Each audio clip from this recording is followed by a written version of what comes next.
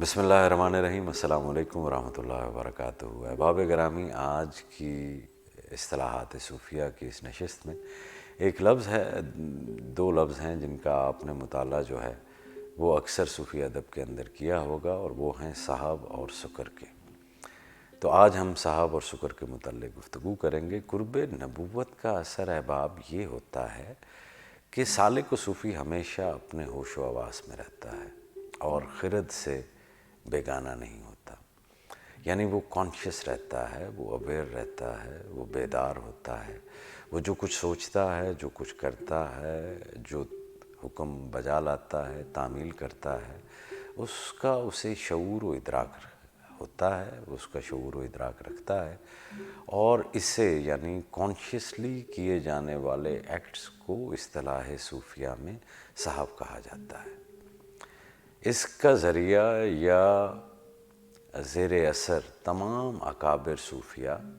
ارباب صحف تھے، اور کبھی بھی دین و شریعت کے خلاف نہ کوئی کلمہ زبان سے نکالتے تھے اور نہ ہی اعضاء سے کوئی کام خلاف شریعت کرتے تھے، یعنی ان کے قول اور ان کے فعل، ان کی سپیچ اور ان کی ڈیڈ جو ہے وہ اکارڈنگ ٹو اسلامک جورسپروڈنس جو ہے وہ ہوا کرتی تھی۔ تو تمام صوفیہ نے صحاب کا مقام پایا، بلکہ اسے صوفی و سالک کے لیے ضروری بھی قرار دیا۔ اس کے برخلاف قرب ولایت کے طریقہ میں اللہ سے اتحاد و وصال کے خیال کی خاطر کے سبب صوفی و سالک پر ایک نشہ یا ایک مستی جسے آپ کہتے ہیں وہ طاری ہو جاتا ہے، اور اسے جو ہے وہ سکر بولا جاتا ہے۔ اس عالم سکر میں صوفی یا سالک اپنے ہوش و خرد سے بیگانہ ہو جاتا ہے، یعنی ایک تو وہ سٹیٹ ہے کہ جس میں آپ کانشیس ہیں، آپ جو کچھ بھی کہہ رہے ہیں، جو کچھ بھی کر رہے ہیں، آپ کی زبان جو بول رہی ہے اور آپ کے باڈی پارٹس جس حرکت کے اندر سرگرم عمل ہیں، وہ سب کا سب کانشیس ہوتا ہے، اس کا آپ کو پتہ ہوتا ہے۔ لیکن عالم سکر کے اندر جو ہے وہ انسان اپنے کانشیس سے جو ہے وہ بیگانہ ہو جاتا ہے، وہ اپنے انٹلیکٹ اور اپنی ریزننگ سے جو ہے وہ تھوڑی دیر کے لیے سائڈ کے اوپر جو ہو جاتا ہے۔ تو اس ہوش و خرد سے بیگانہ ہوتے ہوئے وہ اپنی زبان سے بعض ایسے کلمات کہہ اٹھتا ہے جو ناروا ہوتے ہیں، ان کو شتہات کہا جاتا ہے، اور اکثر اصحاب سکر جن کی بہت ساری مثالیں دی جا سکتی ہیں، حضرت حسین بن منصور حلاج نے جیسے انا الحق کہہ دیا تھا، اور شیخ بایزید بستامی نے سبحان ما اعظم شان جیسے کلمات جو ہے وہ کہہ دیے تھے۔ تو وہ بسا اوقات اپنے وجد اور سرمستی میں ایسے اعمال و افعال کا بھی مرتکب ہو جاتے ہیں جو شریعت کی نگاہ میں ناروا ٹھہرتے ہیں۔ سکر کے بعد صحف کی حالت میں بعض صوفیہ کرام جب واپس آئے تھے، یعنی جیسے میں نے پچھلی نشست میں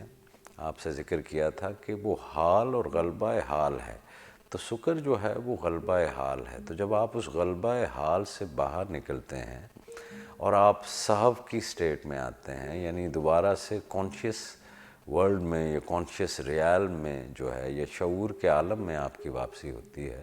تو صحف کی حالت میں بعض صوفیہ کرام جب واپس آئے تو ان کو اپنے سکر پر اور اپنے سکر کی حالت میں کہے گئے کلمات اور کیے گئے اعمال پر ندامت ہوتی ہے، اور وہ ان سے توبہ کرتے ہیں۔ لیکن پھر سکر کا عالم طاری ہونے پر وہی کچھ کہتے اور کرتے ہیں جو ندامت و توبہ سے قبل جو ہے وہ کرتے اور کہہ دیتے تھے۔ تو اصحاب سکر کا یہ المیہ ہے